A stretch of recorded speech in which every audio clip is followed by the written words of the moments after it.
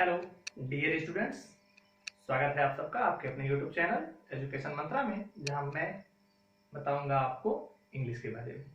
तो जैसा कि हम लोगों ने अपने पिछले वीडियो में देखा था कि मैंने आप लोगों को हैज, हैव और had, shall have, will have, इन सब का यूज मैंने आपको बता दिया था।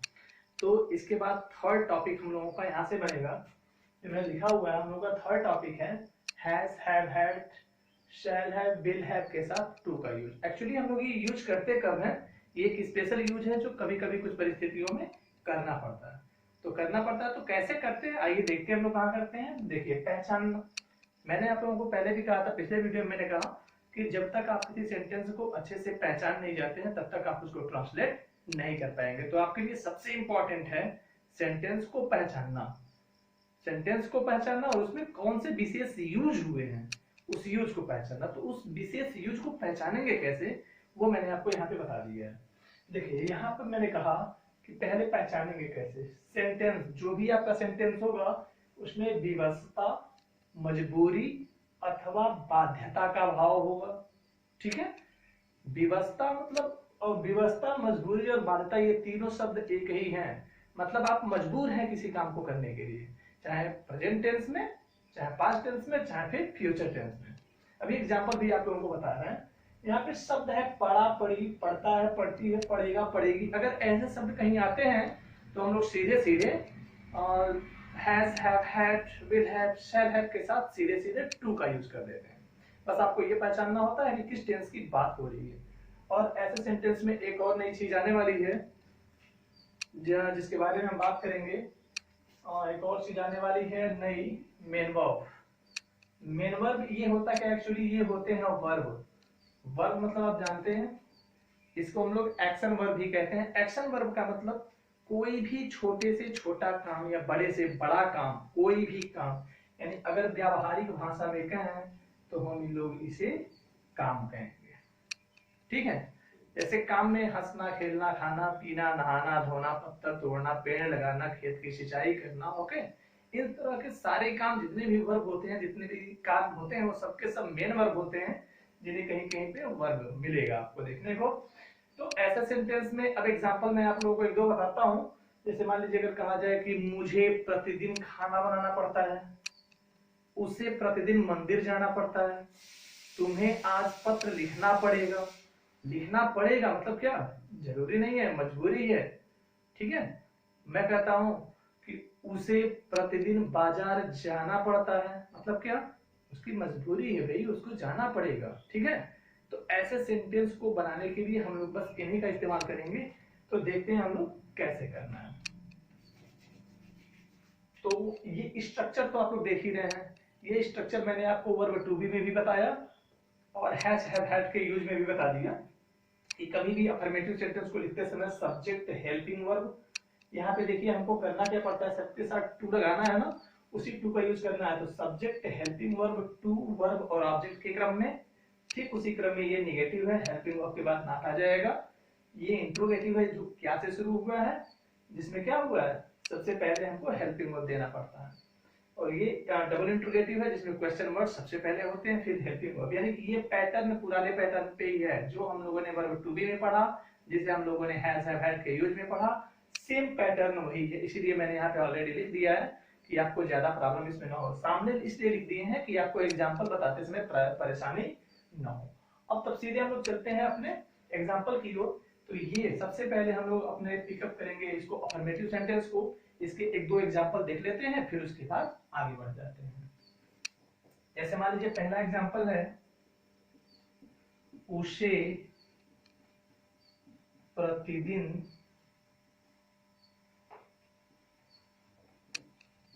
खाना बनाना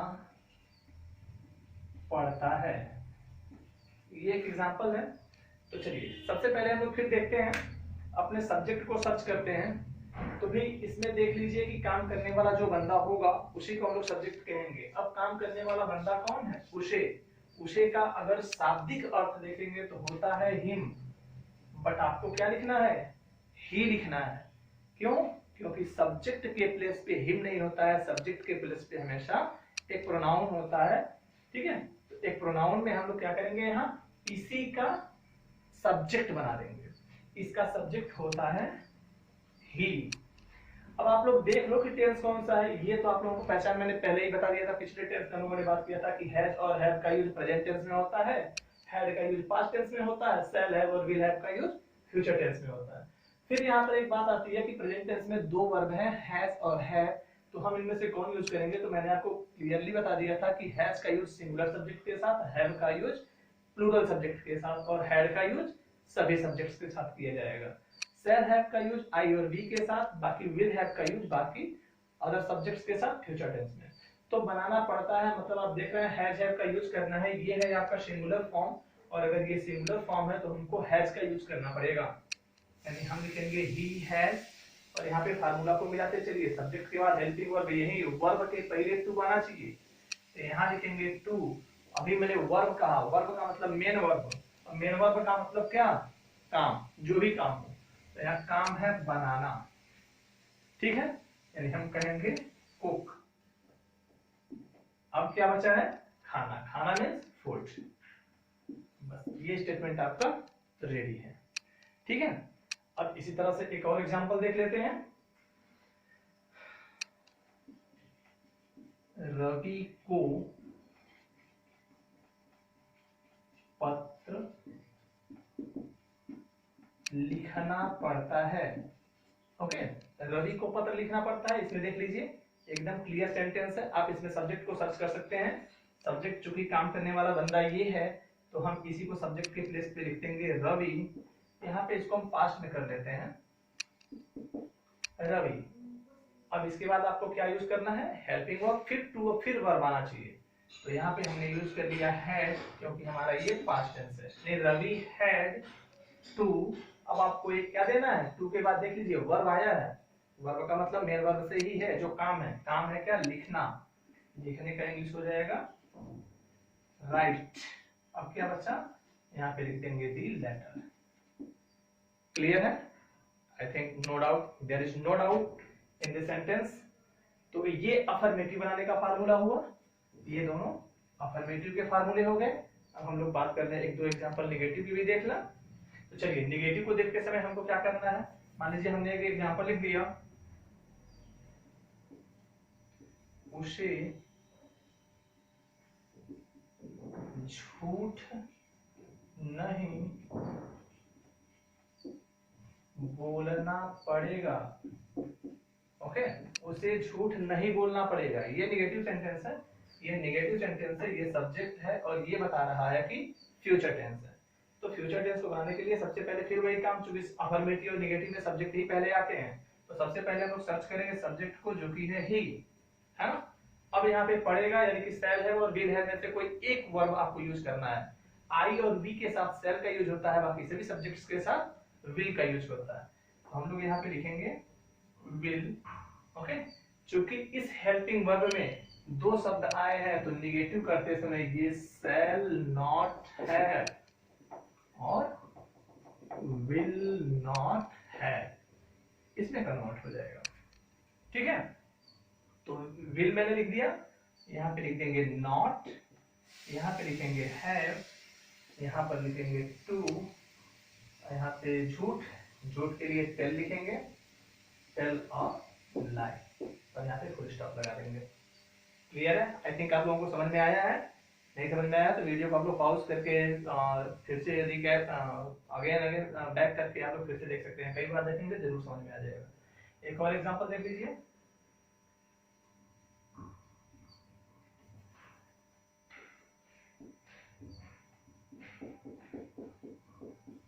हम लोगों को वहां नहीं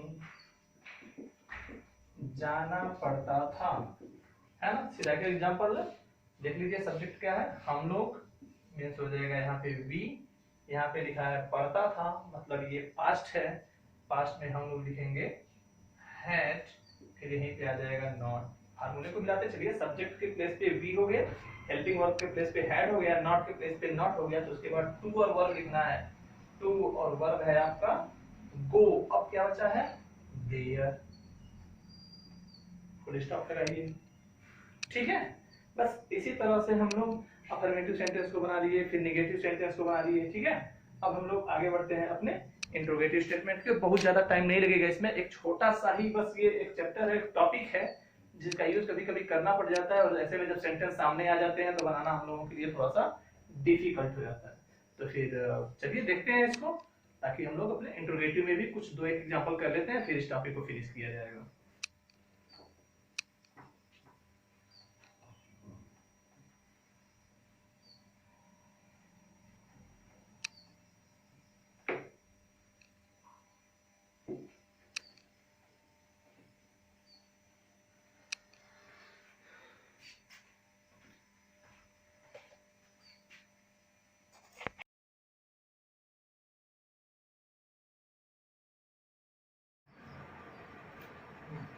हाँ, तो आइए देखते हैं अपने इंट्रोगेटिव सेंटेंस को। हाँ, तो आइए देखते हैं अपने अब इंट्रोगेटिव सेंटेंस को। अभी तक मैंने आपको अफर्मेटिव बता दिया, नेगेटिव बता दिया, अब इंट्रोगेटिव की बारी है।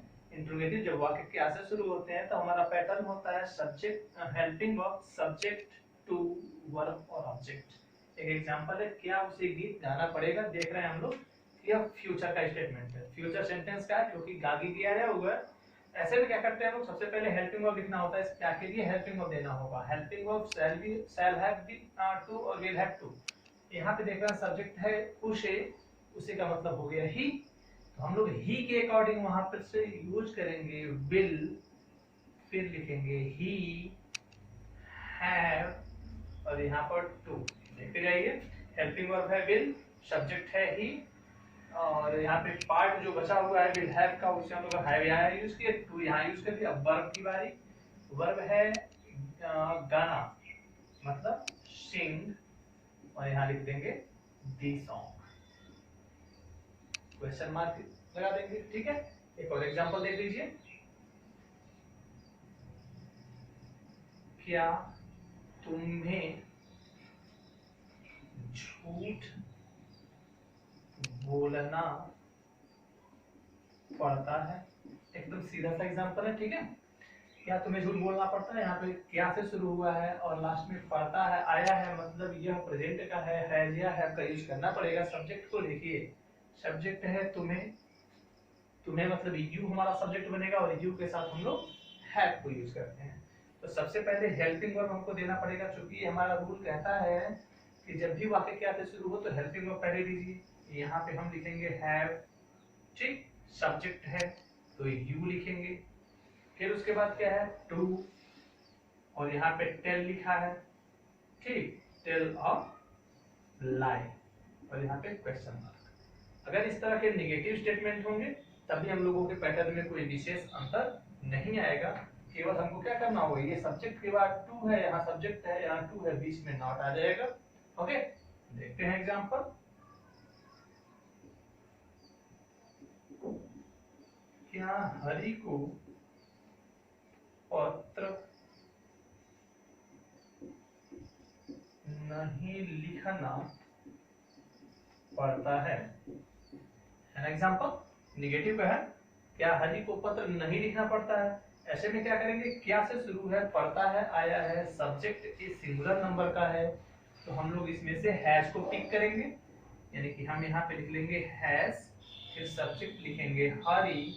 क्यों, देखते रहिए आप लोग वहां से, हैज हरि, यहाँ लिखेंगे नॉट टू, यहाँ पे वर्ब लिखेंगे राइट, और यहाँ पे लिख देंगे लेटर और क्वेश्चन मार्क को पुट कर देंगे।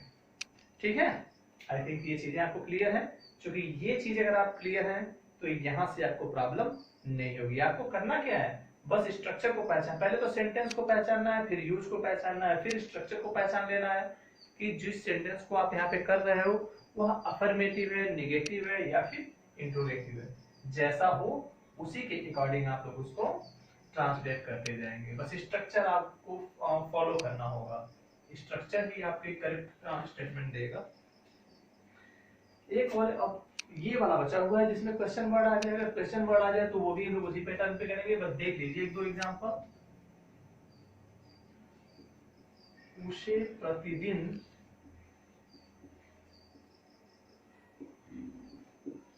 कहाँ जाना पड़ता है, उसे प्रतिदिन कहाँ जाना पड़ता है देखते ही क्लियर हुए कि हैज हैव सब्जेक्ट उसे मतलब सिंगुलर, आप हैज को यूज करोगे। लेकिन यहाँ पे एक क्वेश्चन वर्ड क्या आया, कहाँ, सबसे पहले क्वेश्चन वर्ड आना चाहिए वेयर, ठीक है। और इसमें से आपने डिसाइड किया कि हैज को यूज करेंगे, यानी यहाँ लिखेंगे हैज, फिर सब्जेक्ट लिख देंगे ही, टू गो, यहाँ पर दिल्ली, ठीक है। देख लीजिए कैसे क्वेश्चन वर्ड के प्लेस पे वेयर है, हेल्पिंग वर्ब के प्लेस पे हैज है क्योंकि यह सिंगुलर नंबर है, फिर सब्जेक्ट ही है, उसके बाद टू है, फिर उसके बाद वर्ब है गो, और लास्ट में टेल। इस तरह से ये सेंटेंस आपका कंप्लीट हुआ, ठीक है। और एक वो जो स्पेशल स्ट्रक्चर मैंने आपको बताया था, how many, how much, which, whose, अगर उस तरह के भी सेंटेंस चाहते हैं तो फिर आपको कहीं परेशान होने की जरूरत नहीं पड़ेगा, ठीक है। जैसे मान लीजिए इसका एग्जांपल यूज होता है, हम लोगों के स्पोकन में यूज होता है, इसलिए बताना जरूरी है। जैसे मान लीजिए मैं आपको एक एग्जांपल दे देता हूं, तुम्हें कितने कपड़े धोने पड़ते हैं।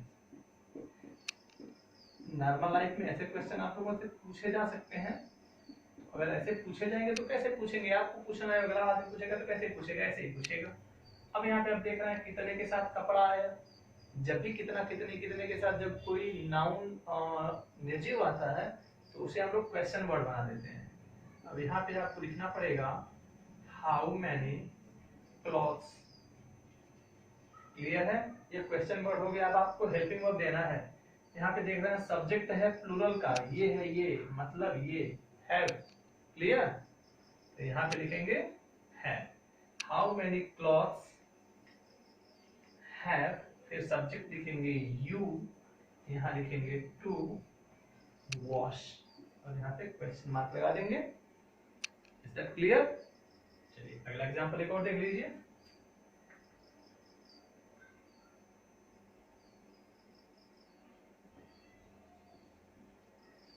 उसे यहाँ क्यों आना पड़ता है, ओके। उसे यहाँ क्यों आना पड़ता है, एकदम आपके लास्ट वाले पैटर्न का ये एक एग्जांपल है। यहाँ पे देख रहे हैं क्वेश्चन वर्ड है क्यों, सबसे पहले आप उसी को लिखोगे, क्यों मीन्स व्हाई, फिर इसके बाद आपको एक हेल्पिंग वर्ब देना है, हेल्पिंग वर्ब मीन्स हैज, क्यों, क्योंकि सब्जेक्ट हमारा क्या है, ही, ये, उसे, ठीक, व्हाई हैज ही। अब यहाँ पे लिखना है टू, और वर्ब, वर्ब है कम, और एक वर्ड बचा है हियर, ये हो गया। तो इस तरह से ये जो has to, have to, had to, will have to, shall have to का यूज है, बहुत ज्यादा डिफिकल्ट नहीं है, आपको बहुत ज्यादा इसमें परेशान होने की आवश्यकता भी नहीं है, बिल्कुल इजी वे में आप लोग चलते रहेंगे, आपको कहीं कोई प्रॉब्लम नहीं होगी। बस आपको जो मैं एक्सरसाइज देता हूँ उन्हें आप लोग करने की कोशिश जरूर करिए, क्योंकि एक्सरसाइज ही आपको आगे ले जाएगा। तो बस बने रहिए हम मेरे साथ, हम लोग एक एक टॉपिक को बारी बारी पढ़ते चलेंगे। जैसा कि यहाँ पे आप देख रहे हैं कि टॉपिक थर्ड था ये, फिर ऐसे ही करके एक एक टॉपिक, हर वो टॉपिक मैं आप लोगों को बता दूंगा जो मैंने सिलेबस, यानी कि जो अपने चैनल के जो सेकंड वाला जो वीडियो था जिससे मैंने सिलेबस के बारे में बात किया था, ट्रांसलेशन के, उस ट्रांसलेशन के सिलेबस में मैंने सब कुछ बता दिया है कि मुझे क्या क्या बताना है। तो ट्रांसलेशन में उन सारी चीजों के बारे में हम लोग बात करेंगे, बस लेवल हम लोगों का 1 बाय 1 स्टेप उठेगा, ठीक है। तो आप लोगों को बहुत ज्यादा परेशान होने की जरूरत नहीं है, और मैं इन सबसे रिलेटेड कुछ एक्सरसाइज आपको दे देता हूँ जिन्हें आप लोग प्रैक्टिस करने की कोशिश करना, जो कि आपके लिए काफी हेल्पफुल भी होगा, ओके। और अगर कहीं कोई प्रॉब्लम आती है तो आप लोग कमेंट, और हाँ एक चीज ये जरूर कहेंगे कि कमेंट बॉक्स में आप जरूर बताएं कि मतलब आपको ये वीडियो पसंद आया तो क्यों पसंद आया, नहीं पसंद आया तो क्यों नहीं पसंद आया। आई थिंक पसंद तो आना ही चाहिए, बट देखते हैं। देन बने रहिए हमारे साथ। Thank you for watching this video.